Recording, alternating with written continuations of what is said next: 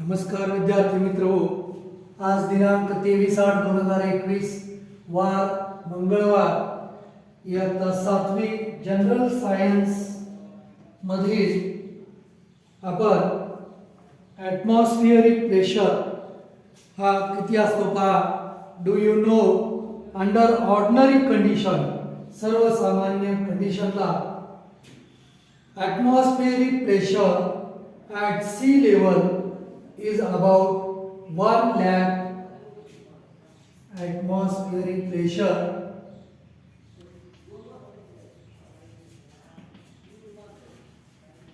at sea level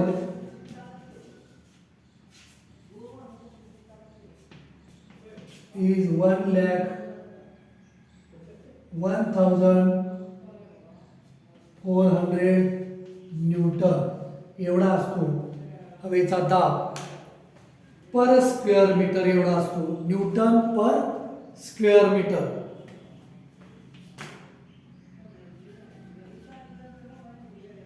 मग it can be measured with the help of A barometer. हा कशाने मोजला जातो तर बॅरोमीटरने मोजला जातो. It can be measured by barometer. As we go higher above sea level, जसजसा समुद्र सपाटीपासून उंच उंच जाऊ तस तसा ॲटमॉस्फिअरिक प्रेशर हा डिक्रीज होतो, कमी कमी होत जातो. ॲटमॉस्फिअरिक प्रेशर हा डिक्रीज होतो. पहा ए लिटल फन, एक छोटीसं गंमत पहा. Place a piece of cardboard on the mouth of a glass filled completely with water. Holding the cardboard firmly in place with one hand, invert the glass quickly. Take your hand away from the cardboard. What do you see? पहा, एक काचेचा glass घ्या, तो पूर्णपणे पाण्याने भरा आणि एक प्लेन छापडी घ्या आणि त्यावर ते कार्डबोर्ड झाका पाण्यावर आणि एक हात त्या छापडीला धरा आणि ग्लास असा उपडा करा. पाणी सांडणार नाही याची काळजी घ्या आणि ग्लास उपडा केल्यानंतर स्थिर झाला की पुठ्ठ्याचा हात काढून घ्या. तर काय दिसून येईल तुम्हाला तर तो पुठ्ठा निघत नाही आणि वरचं पाणी खाली सांडत नाही. आणखीन पहा, ग्रेट सायंटिस्ट इन 1726 मध्ये the Swedish scientist Daniel Bernoulli put forth the important principle that the pressure of air decreases. The pressure of air, हवेचा दाब, decreases, कमी होत असेल when its velocity increases, while the pressure of air increases when its velocity decreases. हवेचा दाब ज्या वेळेला कमी होईल त्यावेळेला हवेची वेलॉसिटी काय होते, वाढते. आणि हवेचा दाब हा ज्या वेळेस वाढतो त्यावेळेस velocity of air is decreases. If a body is moving through air, the air pressure decreases perpendicular to the direction of the motion, and then the air in its surroundings flows rapidly from higher pressure to the lower pressure. नेहमी हवा ही जास्त दाबाकडून कमी दाबाकडे वाहत असते. Download a photograph of Daniel Bernoulli from the internet, print and paste it here. What commands did you give the computer to this? पहा मग याच्यामध्ये observe and discuss. पहा आपण या ठिकाणी निरीक्षण आणि चर्चा करू. पहा आकृतीमध्ये एक ग्लास दिलेला आहे.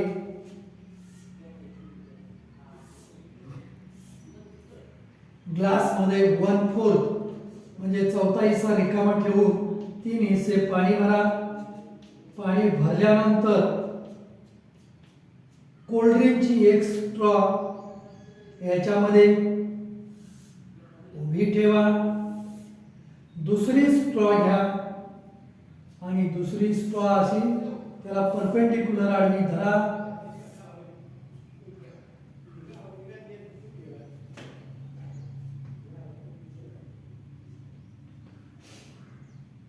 आणि या ठिकाणाहून या स्ट्रोला इथं तोंडाने धरा आणि फुंकर मारा. त्यावेळेस काय होईल, याच्या वरची जी हवा आहे या स्ट्रोच्या वरची हवा फुंकण्यामुळं बाजूला जाईल, त्यामुळं या ठिकाणी हवेचा दाब काय होईल, कमी होईल. परंतु ह्या पाण्यावरचा जो हवेचा दाब आहे हा दाब काय असतो,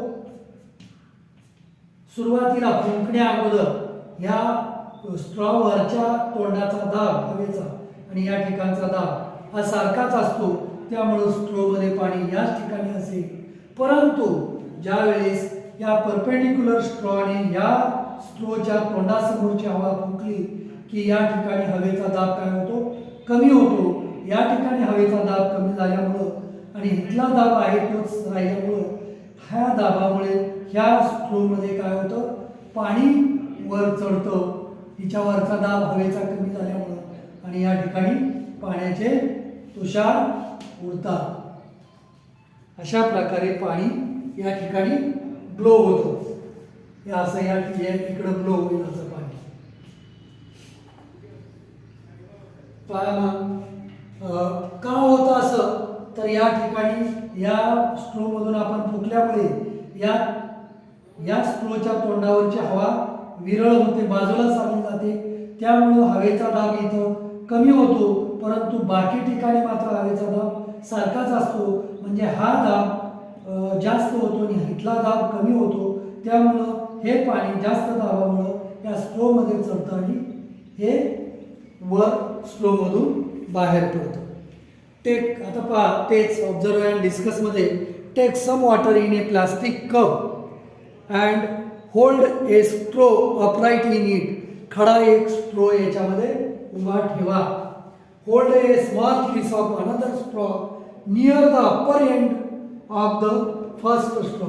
फर्स्ट स्ट्रॉला परपेंडिक्युलर एक दुसरी स्ट्रॉ त्याच्या टोकाजवळ न्या, तिचं तोंड, and perpendicular to that straw, या स्ट्रोला परपेंडिक्युलर ठेवा. Blow hard through the small piece of straw.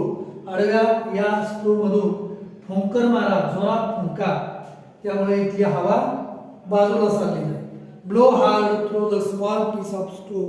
You will see a fountain of water.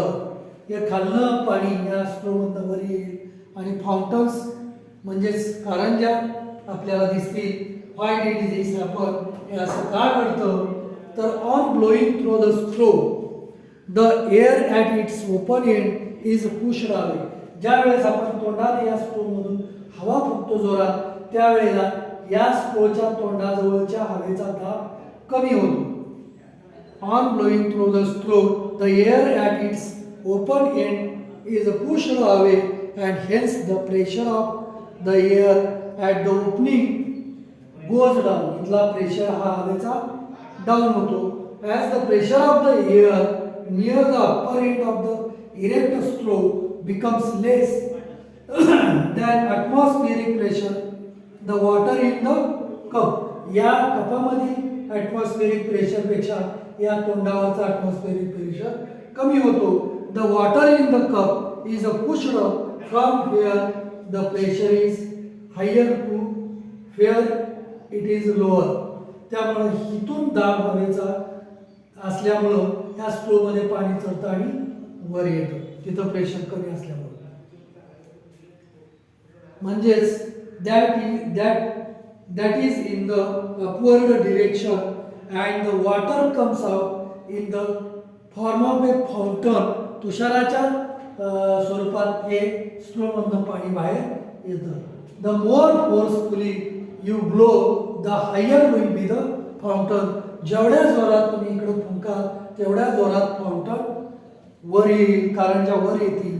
The more forcefully you blow the higher will be the fountain. Fountain म्हणजे कारंजा. This straw fountain works on Bernoulli's principle आणि हे fountain बर्नॉलीच्या प्रिन्सिपलवर काम करत असतं, त्याच्यानुसार कार्य करतं. मग पहा, use your brain power. What is the effect of increased temperature on the pressure of air. Temperature increase झालं तर ॲटमॉस्फिअरिक प्रेशरवर काय परिणाम होतो. तर पहा, when there exist a difference in the air pressure at two different places the air starts flowing from the place of higher pressure to the place of lower pressure. पहा, ज्या वेळेस समजा या ठिकाणी आणि या ठिकाणी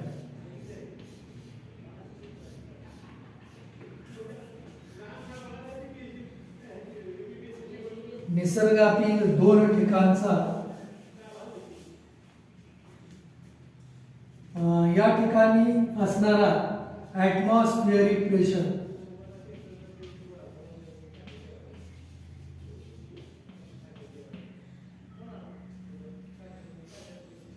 हायर आहे आणि या ठिकाणी ॲटमॉस्फिअरिक प्रेशर हा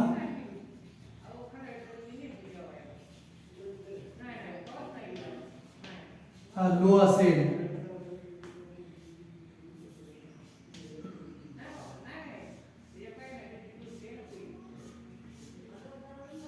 तर हे ॲटमॉस्फिअरिक जिकडं प्रेशर हायर आहे त्याकडून ज्याकडे ॲटमॉस्फिअरिक प्रेशर लो आहे तिकडं हवा वाहते. कारण या ठिकाणी ॲटमॉस्फिअरिक हवेचा दाब हा जास्त आहे, या ठिकाणी हवेचा दाब कमी आहे. मग हवेचा दाब ज्या ठिकाणी कमी आहे त्या ठिकाणी जास्त दाब असणारी हवा कमी दाब असणाऱ्या ठिकाणाकडे वाहते. When there exist a different in the air pressure. Air प्रेशरमध्ये जर डिफरन्स असेल तर डिफरन्स असेल म्हणजे फरक असेल ॲट टू डिफरंट प्लेसेस, दोन ठिकाणी, air starts flowing from the place of higher pressure to lower pressure. मग अशा वेळेस दोन ठिकाणच्या हवेच्या दाबामध्ये फरक असेल तर ज्या ठिकाणी हायर प्रेशर आहे एअरचा त्या ठिकाणावरून लोअर प्रेशर असणाऱ्या ठिकाणाकडे हवा वाहते. At such time we feel a breeze or a wind blowing. अशा वेळेस आपल्याला वाटतं की वादळ आलंय किंवा वावटळ आले असं वाटतं. Thus winds are an effect of the difference in air pressure. हे वादळ किंवा वावटळ ही कशामुळे येते तर त्या ॲटमॉस्फिअरिक प्रेशर एअर प्रेशरच्या कमतरतेमुळे, कमी जास्त एअर प्रेशरमुळे. एका ठिकाणी प्रेशर जास्त असतो एअरचा, दुसऱ्या ठिकाणी कमी असतो, त्यावेळेला वेगाने हवा वाहते आणि वावटळ उडते. You will learn more about this in the lesson called winds in geography. आणि याच्याबद्दल भरपूर माहिती आपण जॉग्राफीमधील विंड्स म्हणजे वादळ या चॅप्टरमध्ये तुम्हाला जास्त माहिती मिळेल. आता यामध्ये पहा, ट्राय दिस पहा.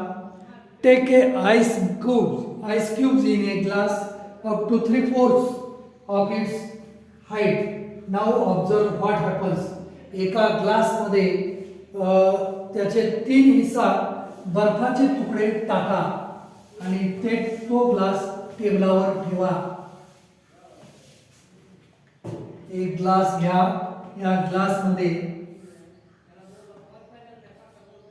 हे बर्फाचे खडे आहेत.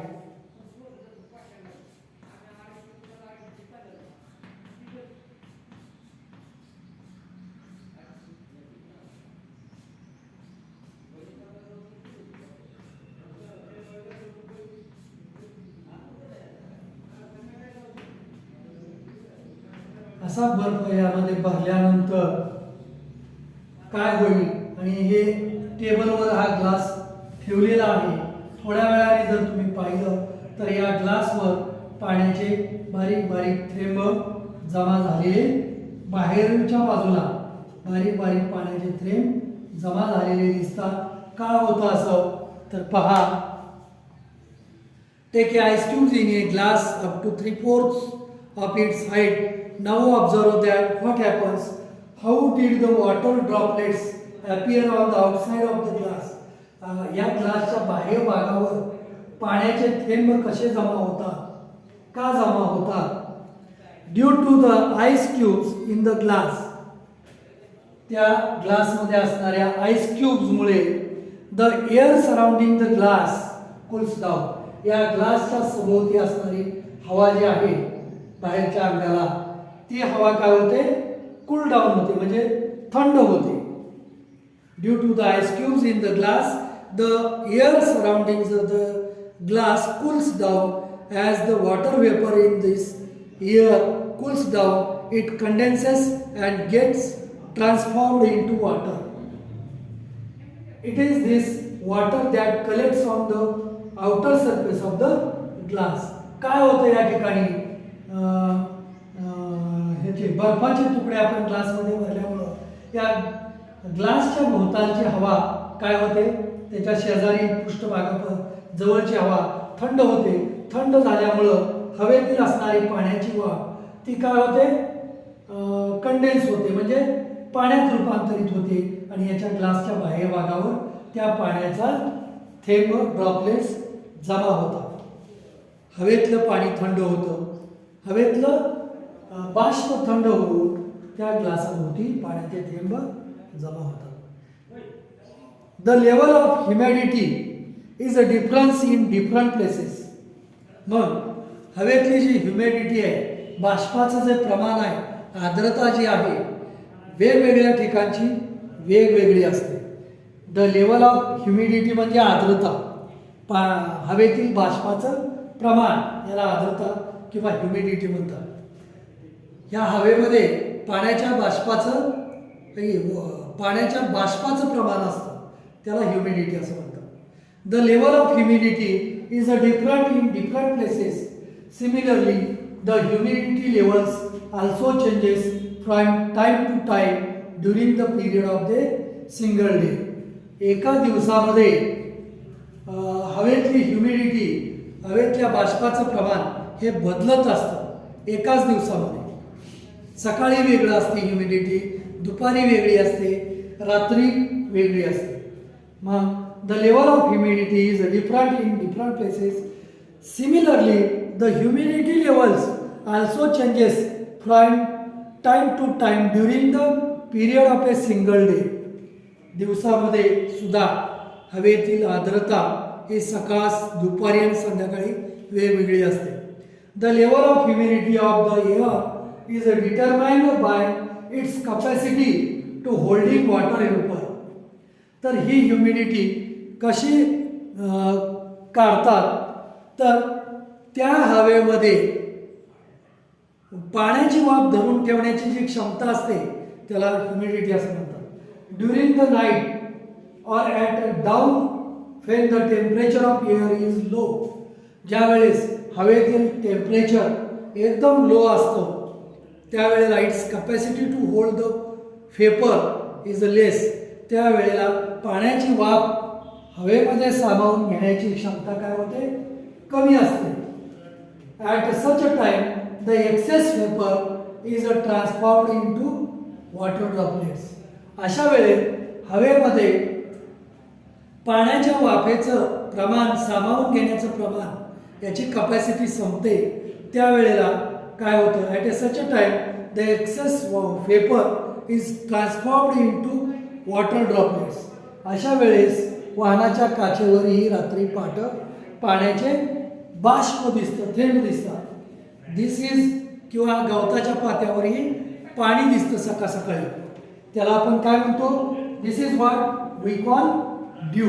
त्याला ड्यू असं म्हणतो किंवा दव असं म्हणतो आपण. दव साठतं गवतावर सकाळी, काचेवर थंड झालेल्या, त्याला ड्यू म्हणतो. त्यावेळेस पाण्याचं बाष्प जे आहे ते हवेत सामावून घेण्याची कपॅसिटी संपलेली असते. त्यामुळं ते पाण्याचे थेंब थंड पृष्ठभागावर आपल्याला सकाळ सकाळी दिसतात. थंडीच्या दिवसात जास्त दिसतात. म्हणजे त्यावेळेला हवेचं टेम्परेचर हे कूल झालेलं असतं, कमी झालेलं असतं. म्हणून पाण्याची वाफ सामावून घेण्याची क्षमता त्या हवेमध्ये जास्त नसते. In the afternoon when the temperature of the air is high, दुपारच्या वेळेस हवेचं टेम्परेचर हे हाय असतं. The capacity of the air to hold the moisture also increases. उन्हामुळं हवेचं टेम्परेचर वाढलेलं असतं, त्यामुळं पाण्याची वाफ सामावून घेण्याची क्षमता पण वाढलेली असते. The proportion of moisture in the air is a less and we feel that the air is dry. आणि दुपारच्या वेळेस हवेमध्ये पाण्याची वाफ सामावून घेण्याची क्षमताही खूप असते आणि बाष्प कमी असतं, त्यामुळे आपल्याला दिवसा हवा ही कोरडी वाटते, ड्राय वाटते. The proportion of water vapour in the air is high during the monsoons and in a coastal areas. As a result, we feel the dampness or humidity. समुद्र सपाटीच्या ठिकाणी आपल्याला हवेतील आर्द्रतेचं प्रमाण अधिक आहे असं वाटतं. इन समर, उन्हाळ्यामध्ये वेट क्लॉथ्स ड्राय क्विकली. उन्हाळ्यामध्ये ओले कपडे उन्हात घातले की पटकन वाळतात. दे डू नॉट क्विकली, वाळतात का नाही? व्हाय इज दिस सो? आणि हे का वाळतात क्विकली उन्हाळ्यात?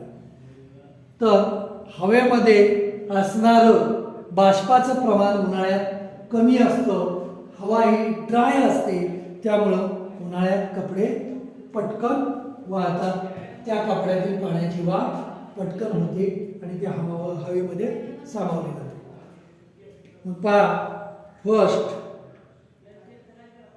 तर आपण ॲटमॉस्फेरिक प्रेशर, एअर प्रेशर आणि ह्युमिडिटी हा भाग आज आपण आजच्या तासाला पाहिला. आज आपण या ठिकाणीच थांबूया. धन्यवाद.